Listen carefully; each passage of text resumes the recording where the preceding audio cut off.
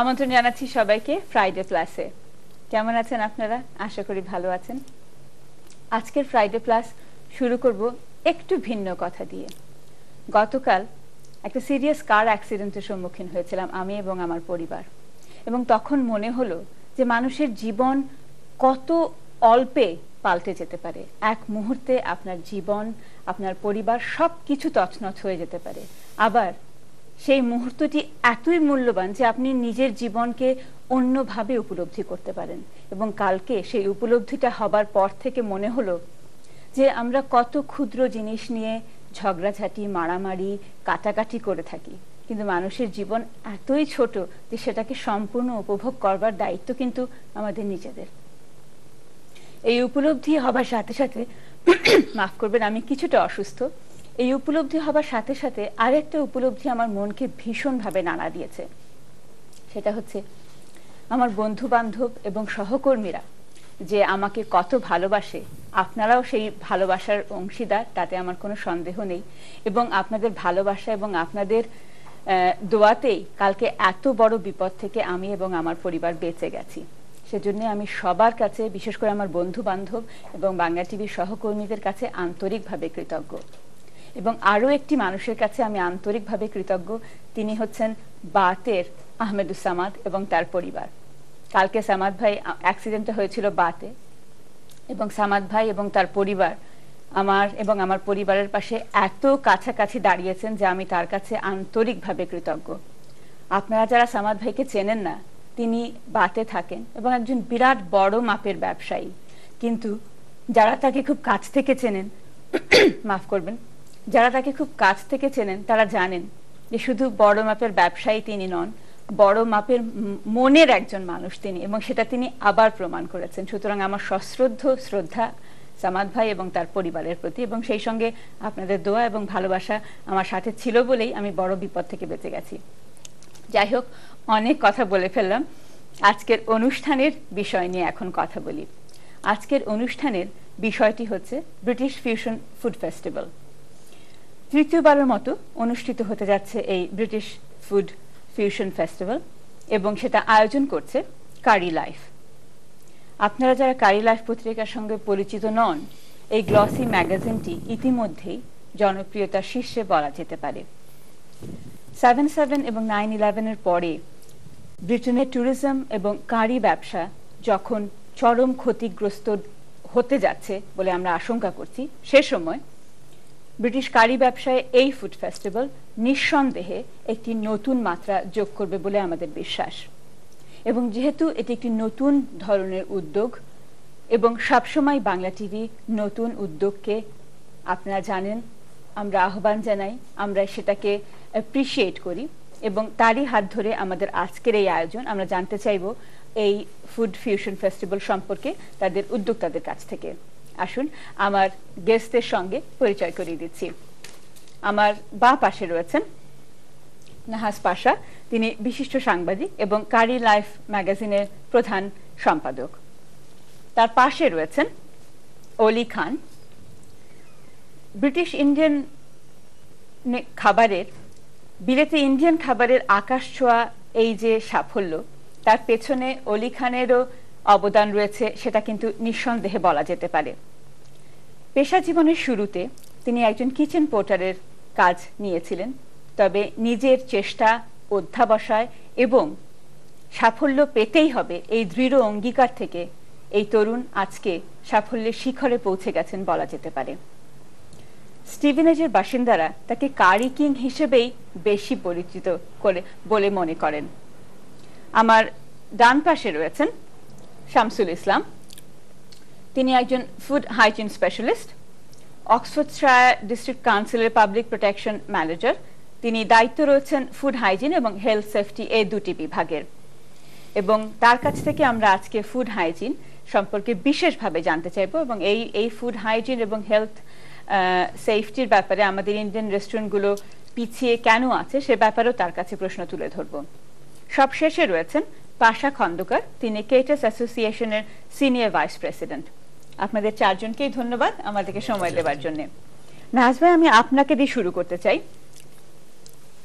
কেন প্রয়োজনীয়তা অনুভব করলেন আপনারা এই ফুড ফিউশন ফেস্টিভ্যাল করার ব্যাপারে? ধন্যবাদ উর্মি। আজকে আপনি এই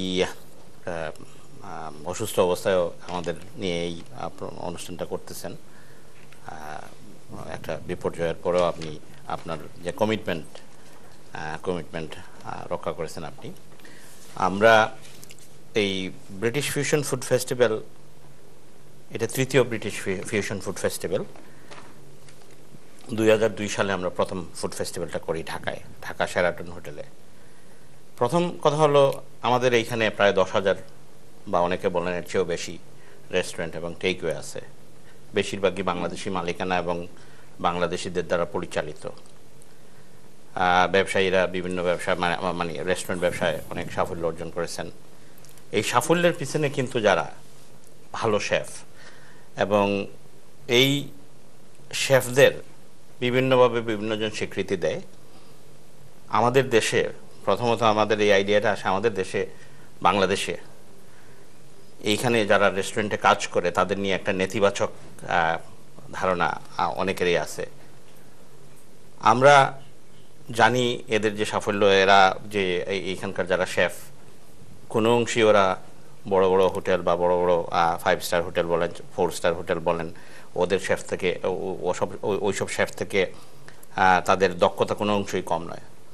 আমাদের প্রথম যে ফেস্টিভ্যালটা করি তখন আমাদের আইডিয়া হলো যে দেখি আমরা এদের একটু প্রমোট করি, প্লাস বাংলাদেশের লোকজনকে আমরা দেখাই যে এখানকার শেফরাও কিভাবে রান্না করতে পারে। তাছাড়া এইখানকার যে কারি বা যে খাবার, আমরা এটা বাংলাদেশের খাবারের সাথে একটু ডিফারেন্ট আছে, এটা ফিউশন, এটা মিক্সচার অফ বাংলাদেশি এবং তো তখন 2002 সালে আমরা যখন ঢাকা শেরাটনে 4 জন শেফ যাই, এখান থেকে যাওয়ার পরে ফেস্টিভ্যালটা করার পরে দেখা গেলো বিপুল সাড়া পাওয়া গেল, যে লোকজন একদম কিউ ধরে শেরাটনের হোটেল রেস্টুরেন্টে এসে বিলেতি খাবার খাচ্ছে।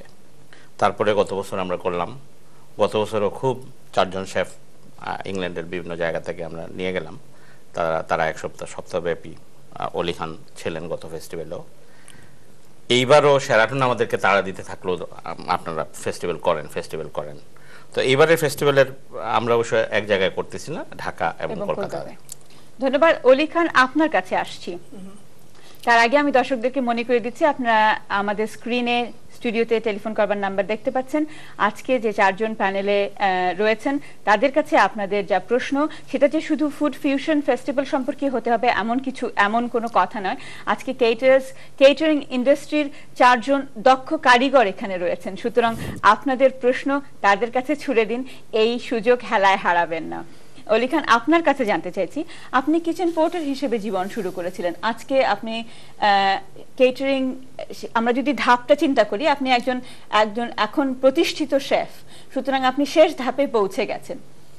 যেটা নাহাস ভাই বলছিলেন যে আমরা যদি বাংলাদেশ কিংবা কলকাতার কথা চিন্তা করি, সেখানে বড় বড় হোটেলগুলোতে যারা শেফ বা হেড শেফ হচ্ছেন, বা এই দেশে যদি আমরা চিন্তা করি যারা হেড শেফ হচ্ছেন, তারা বিভিন্ন ধরনের ট্রেনিং, বিভিন্ন ধরনের পড়াশোনার মধ্যে দিয়ে গিয়ে সেই পর্যায়ে পৌঁছচ্ছেন।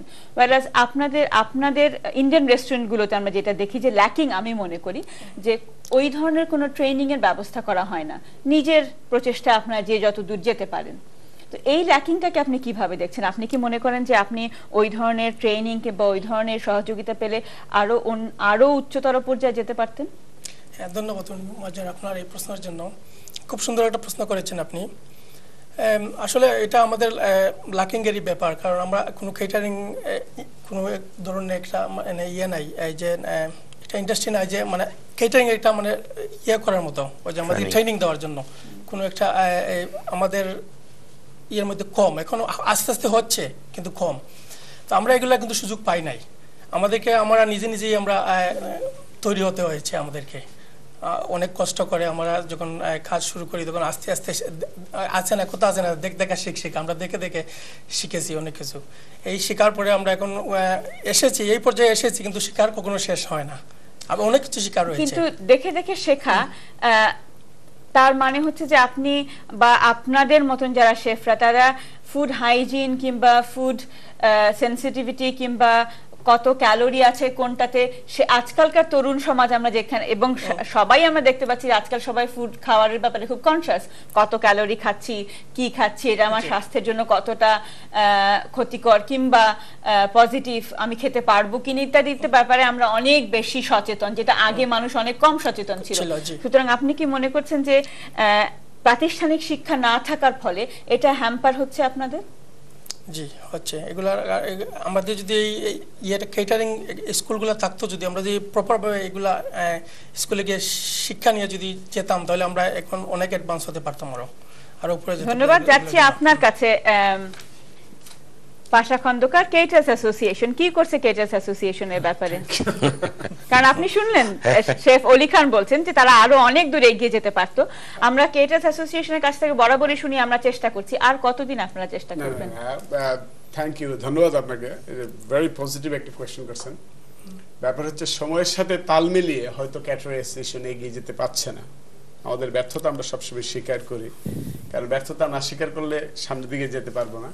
তবে ওয়ালি খান সাহেব যেটা বলছেন সেটা হচ্ছে যে আমরা কিন্তু হোম অফিসের সাথেও একই বিষয়ে আর্গুমেন্ট করেছি তাদের সাথে, যে ইন্ডিয়ান ক্যাটারিং ইন্ডাস্ট্রিতে কারিতে আমাদের যে ইনহেরিটেশন আছে, ট্রান্সফারেবল যে আমাদের যে এডুকেশনটা আছে, এটা কিন্তু একাডেমিক এডুকেশনের প্রয়োজন পড়ে না। একাডেমিক এডুকেশন বেসিক ব্যাকআপের দরকার পড়ে, হাইজেনিক সাইড থেকে, সেফটি সাইড থেকে, কনসাসনেস সাইড থেকে, এগুলোর দরকার পড়ে আপনার ব্যাকআপের জন্য। আপনি যখন, যেমন আমরা সবসময়, এবং এই যে এনবিকিউ লেভেল 3 যে কথাটা আসতেছে সবসময়, যে এই এনবিকিউ লেভেল 3 না হলে আমরা বাইরে থেকে শেফ আনতে দেব না, দিচ্ছে না। আমরা এই ব্যাপারে মোরলেস ইমিগ্রেশন সাইডটাকে কনভিন্স করতে পেরেছি। আর আমি অবশ্য আপনি যে ডাইরেক্ট যে প্রশ্নটা করেছেন ওই প্রসঙ্গে আসতেছি, যে আজকাল কিন্তু ঢাকাতে এবং বাংলাদেশে ক্যাটারিং ইনস্টিটিউট অনেক হয়েছে, এবং এইখানে মনে হয় about 3টে ইউনিভার্সিটি রেকগনাইজ করতে যাচ্ছে এগুলোকে ক্লাসও, মানে একাডেমিক পর্যায়ে। ইজ ওয়ান অফ দেম হইতেছে আপনার কেন্টিশ ইউনিভার্সিটি, যেটার সাথে আমাদের কথাবার্তা চলতেছে। সেকেন্ডলি, আজকে এখানে আমাদের হাইজিনিকের উপরে যে ভদ্রলোক আছেন উনিও বলতে পারবেন যে, আর আমরা ক্যাটারিং অ্যাসোসিয়েশন থেকে আমরা হাইজিনিক উপরে কোর্স করিয়েছি, আমরা গভর্নমেন্ট ফান্ডিং এর ব্যবস্থা করিয়েছি, যে দুইটা হচ্ছে very important, which is very important. আমরা কিন্তু খুব কম ফিল করেছি যে আমাদের শেফদেরকে কারির বিষয়ে ট্রেনিং দিতে হবে, কারণ এটা কিন্তু ট্রান্সফার হয়ে আসছে। আমরা যেটা ফিল করি ওনাদের ব্যাপারে সেটা হচ্ছে যে ওনারা সেফটি এবং হাইজিনিক, এবং আপনি যেটা বলছেন আজকাল প্রায় মেনুতে দেখা যায় যে হেলথ কনসিয়াস পিপল, অনেক রেস্টুরেন্টে এসে কাস্টমার জিজ্ঞেস করে যে এখানে ডায়েট ফুড কোনটা আছে, ব্যালেন্স ফুড কোনটা আছে। আমরা কিন্তু এই ব্যাপারে এখন পর্যন্ত একদম প্রাইমারি স্টেজে রয়ে গেছি। তো এই বিষয়ে আমরা এখন চিন্তা ভাবনা করছি। আর ক্যাটারিং অ্যাসোসিয়েশন কিন্তু হাইজিনিকের ব্যাপারে, কোর্সের ব্যাপারে ফান্ডিং অ্যারেঞ্জ করেছে, এবং আপনার সেফটির ব্যাপারে করেছে, এন্ড ইনশাআল্লাহ আমরা ইনস্টিটিউটের ব্যাপারে এগিয়ে যাচ্ছি। তবে হয়তো সময়ের সাথে পারছি না, ইনশাআল্লাহ পেরে যাব, ইনশাআল্লাহ হয়ে যাবে। আর কিন্তু আপনাদের এই যে ইনিশিয়েটিভ, সেটা কটা রেস্টুরেন্টকে টার্গেট করছে? আপনি কি মনে করেন, যেটা নাহাজ ভাই বললেন 10,000 কি 12,000 রেস্টুরেন্ট হয়তো রয়েছে ইংল্যান্ডে, আপনারা কি মনে করেন কেটার্স অ্যাসোসিয়েশনই বলুন কিংবা গিল্ড বলুন, তারা কি ইউনাইটেড ভাবে কাজ করতে পারছেন যাতে এই সমস্ত রেস্টুরেন্টগুলো অ্যাক্সেস করে সেই সাহায্য? আমাদের আমি যেটা বলতে চাচ্ছি যে আমাদের নরমালি আমরা হাইলাইট করি প্রধান সমস্যাটাকে, এবং এটা হিউম্যান বিং এর নেচার, যে হাইলাইট হয় প্রধান সমস্যাটা। আজকে যেটা প্রধান সমস্যা সে বিষয়ে আমি পরে আসবো, আপনি ইনশাআল্লাহ আপনি আমাকে যদি জিজ্ঞেস করেন। নিশ্চয়ই, আমরা সেটা তো হচ্ছে মানে লোকের সমস্যা, কর্মীর সমস্যা। এখন যেটা আপনি বলতেছেন যে গিল্ড অথবা ক্যাটারিং অ্যাসোসিয়েশন এই সবাইকে নিয়ে কাজ করতে পারতেছে কি না, আগের চেয়ে অনেক ভালো করছে। আগে আমাদের যে পর্যায়ে ছিল, যে সীমাবদ্ধতা ছিল, সেটা অনেকটা আমরা কাটিয়ে এনেছি। এখন আমাদের এরিনাটা বিগার হয়েছে, আমরা বিগার এরিনাতে কাজ করতেছি। ডেফিনেটলি এজ বাংলা টিভি একটা ইলেকট্রনিক মিডিয়া হিসেবে অবশ্যই আপনারা রিয়েলাইজ করতেছেন, কিংবা ওনারাও আছেন দেখতেছেন, আমরা যেখানে ব্যর্থ হইতেছি হয়তো গিল্ড এখানে করতেছে, অথবা অন্য আদার অর্গানাইজেশন করতেছে, ইন্ডিপেন্ডেন্ট কিছু কিছু অর্গানাইজেশনও কাজ করতেছে টোটাল ইউনাইটেড কিংডমে, এবং they are doing very well. I must say the job at the moment যেটা হচ্ছে ভালোই হচ্ছে, এই ডেভেলপমেন্টটা খুব ভালো হচ্ছে। কিন্তু আমাদের প্রধান যে সমস্যা, সেই সমস্যা সলভ না হলে আমরা এগিয়ে যেতে পারছি না, সবসময় আমাদেরকে বাধা দিচ্ছে। নিশ্চয়ই আমরা প্রধান সমস্যার ব্যাপারে আলোচনা করব। দর্শক মণ্ডলী, আপনারা নিশ্চয়ই জানেন যে রেস্টুরেন্ট ব্যবসায় বর্তমানে প্রধান সমস্যা হয়ে দেখা দিয়েছে কর্মী সমস্যা, এবং ইংল্যান্ড, ব্রিটেনের ইমিগ্রেশন আইনের ফলে এবং SBS প্রজেক্টে যারা এসেছিলেন তাদের অনেকেই হয়তো ফিরে যাননি, বা SBS প্রজেক্টকে বর্তমানে বাধাগ্রস্ত করা হচ্ছে ব্রিটিশ ইমিগ্রেশন আইনের ফলে। বলা হচ্ছে এই প্রজেক্টের মাধ্যমে লোক আনা আর সম্ভব হবে না, এবং আরও বিভিন্ন ধরনের সমস্যার কথা তুলে ধরা হচ্ছে। সো সেই ব্যাপারেও আমরা আসবো আজকে যারা প্যানেলে রয়েছেন তাদের কাছে। আমি এবারে যাচ্ছি শামসুল ইসলাম আপনার কাছে। আপনি একজন ফুড হাইজিন স্পেশালিস্ট। ইন্ডিয়ান রেস্টুরেন্টগুলোতে ফুড হাইজিন এবং মানুষ হেলথ সেফটি কতখানি কোন পর্যায়ে রয়েছে বলে আপনি মনে করেন? কারণ আমরা বরাবরই শুনে থাকি যে ইন্ডিয়ান রেস্টুরেন্টের পেছনে গেলে যা অবস্থা দেখা যাবে তাহলে আর খাওয়ার রুচি থাকবে না। Thank you very much for inviting me. প্রথমে খুবই ধন্যবাদ। আচ্ছা, প্রশ্নটা খুবই সুন্দর জিজ্ঞেস করছেন, কিন্তু আমি তো যতটুকু আমি নিজে দেখে নিছি সেটা আমি বলতে পারবো, কিন্তু তবুও আমি স্পেসিফিকলি তো বলতে পারবো না যে ইন্ডিয়ান ইন জেনারেল আপনার কি অভিজ্ঞতা কমেন্ট করতে পারবো। এতটুকু খারাপ নয় যেটা আমরা মনে করি। That's first good news. Okay, that's good. হ্যাঁ, ইমপ্রুভমেন্ট হইতেছে, আরো অনেক কিছু হওয়ার প্রয়োজন আছে। But so do you actually see an improvement? Yes. What it was before and what it's now? Depend মানুষের কি সচেতনতা বা অ্যাওয়ারনেস বৃদ্ধি পাচ্ছে? আপনি একটু আগে বলছেন যে মানুষ একটু আরো অভিজ্ঞতা বেড়ে গেছে। পিপল আর এখন হেলথের কনসিয়াস, নিউট্রিশনাল কনসিয়াস। আপনাকে একটু থামাচ্ছি, একজন কলার অপেক্ষা করছেন লাইনে। কলারের সঙ্গে কথা বলে ফিরে আসবো আপনার কাছে। হ্যালো, আসসালামু আলাইকুম। হ্যালো, আসসালামু আলাইকুম ভাই। ওয়ালাইকুম আসসালাম। আচ্ছা, আমার নাম আলম। আমি এই যে রেস্টুরেন্টের ব্যাপারে একটু কথা বলতে চাচ্ছি। নিশ্চয়ই বলুন, কার কাছে আপনার প্রশ্ন? আমি রেস্টুরেন্ট ব্যবসাতে আমি জড়িত ছিলাম কোনো এক সময়। তো আমি যেটা ফিল করেছি যে আমি আমার শেফকে সবসময় বলতাম যে চলেন একটা রেস্টুরেন্ট ওপেন হয়েছে ভালো, চলেন আমরা গিয়ে আমি দেখবো অ্যাম্বিয়েন্সটা, আপনি ফুড কোয়ালিটিটা দেখবেন। ওনাকে কখনোই নিতে পারেনি, বলো না আপনিই দেখে আসেন। যতদিন পর্যন্ত ওনারা আমাদের শেফ যারা আছেন তারা যত এই মনোভাবটা চেঞ্জ না করবেন, এই রেস্টুরেন্টের উন্নতি হবে না। কিন্তু আমি দেখতেছি এখন যারা তরুণ যারা আসছে, ইয়াং জেনারেশন যারা রেস্টুরেন্টে ঢুকতেছে, তাদের কিন্তু এই চেঞ্জ হতেছে, এবং ওনারা চাচ্ছে যেন সবকিছু ভালোভাবে উন্নত হয় এবং ভালো মানের হয়। সেটা ইয়াং জেনারেশনকে আমি সেজন্য কংগ্রেচুলেট করতেছি। কিন্তু আমার যারা আমি যে আমার বয়স অনেক, এবং যারা আগের শেফ আছে তারা যদি চেঞ্জ না করে তাদের মনোভাব, তাহলে রেস্টুরেন্টের উন্নতি কমই হবে আর কি। আপনি কি মনে করেন আলম ভাই, শেফ আমাদের যারা আপনি যেটা বলছেন যে শেফদের মেন্টালিটি, সেটা কেন হচ্ছে? আপনি কি মনে করেন শেফদের এই ধরনের মেন্টালিটি ল্যাক অফ ট্রেনিং? তারা মনে করে যে আমরা যা জানি সেটাই জানি, এটার চাইতে আমাদের আর শেখার কিছু নেই।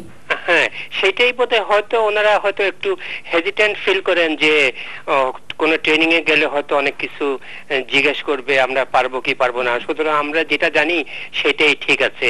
অনেক বছর ধরেন 30 বছর 40 বছর আগে কাস্টমারদের সামনে আপনি একটা কারি দিয়ে দিলেই হতো, they will just eat anything hot and hot হলেই হলো, আর রাইস হলেই হলো, এবং লাল হলেই হলো, লাল হলেই হলো।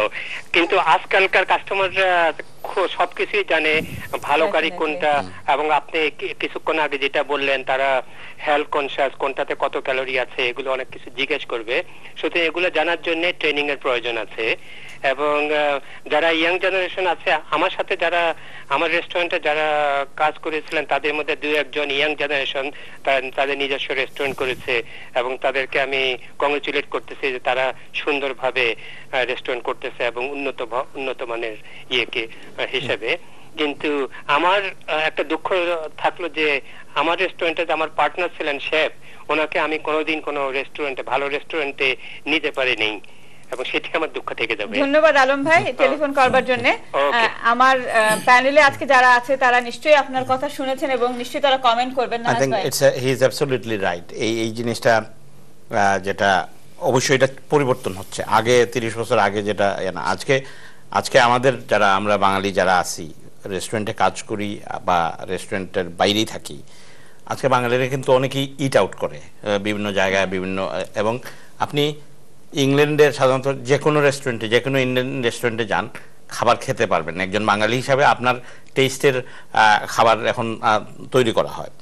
আর যেটা উনি যেটা বলছেন যে আগের জেনারেশন তাদেরকে আমরা ধাক্কা মেরে ফেলতে পারি না, তাদের কারণেই কিন্তু আজকে আমরা এই অবস্থানে। আর যারা ইয়াং জেনারেশন যারা, এরা কিন্তু আজকাল অনেক রেস্টুরেন্টে যায়, এবং this is what the fusion food festival is about. আমরা যে এই যে ফেস্টিভ্যালটা করতেছি, আমাদের যারা শেফ এখানকার আছে, এরা ফিউশন কারি নিয়ে ঢাকায় যাচ্ছে। ওরাও কিন্তু ঢাকা শেরাটন বলেন বা কলকাতা শেরাটন বলেন, ওইসব ওইখানে 5 তারকা হোটেলের যারা শেফ, ওদের সাথে কিন্তু কাজ করে তাদেরও কিন্তু অভিজ্ঞতা হচ্ছে, নতুন আইডিয়া ওরা বা ওদের কাছ থেকে নিতেছে, ওরাও নতুন আইডিয়া। এই জিনিসটা কিন্তু খুব ভালো হচ্ছে, এবং এই জিনিসটাই অন্যতম কারণ আমাদের, যে আসেন দেখেন অন্যরা কিভাবে করে, অনেক কিছু তারা নিজেরা শিখতেছে, যারা ওইখানে আছে ওরাও শিখতেছে।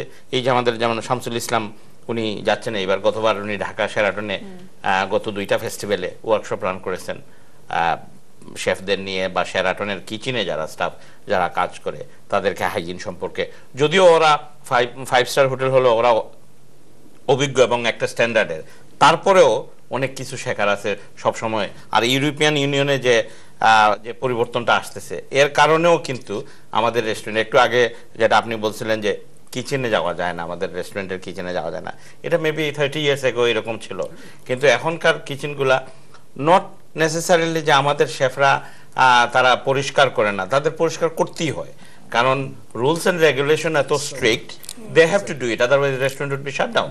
তো এর লেগে এটা অটোমেটিক্যালি, এই সিস্টেমের পরিবর্তনের কারণে অটোমেটিক্যালি এটা ইমপ্রুভ হচ্ছে। কিন্তু আপনি শামসুল ইসলাম, আপনার কাছে আমি জানতে চাইবো, যেটা আমি শুনলাম নাহাজ ভাই যেটা বলছেন, কিন্তু আমরা রিসেন্ট যেই আশঙ্কা একটা কারি ইন্ডাস্ট্রির মধ্যে দেখা দিয়েছে, যে ব্রিটিশ মিডিয়া বেশ পরিকল্পিতভাবে একটা সেক্টর অফ ব্রিটিশ মিডিয়া বেশ পরিকল্পিতভাবে কারি ইন্ডাস্ট্রিকে ড্যামেজ করবার চেষ্টা করা হচ্ছে। এবং আমরা জানি যে রিসেন্টলি ইভিনিং স্ট্যান্ডার্ডের মতন পত্রিকায় কারি ইন্ডাস্ট্রিকে হেয় করবার বেশ চেষ্টা করা হয়েছে। সেখানে ব্রিকলেন সম্পর্কে মতামত দেওয়া হয়েছে যে 10 বছর আগে আনন্দের সঙ্গে ইন্ডিয়ান খাবারের জন্য আপনার ব্রিকলেনে যেতে পারতেন, কিন্তু এখন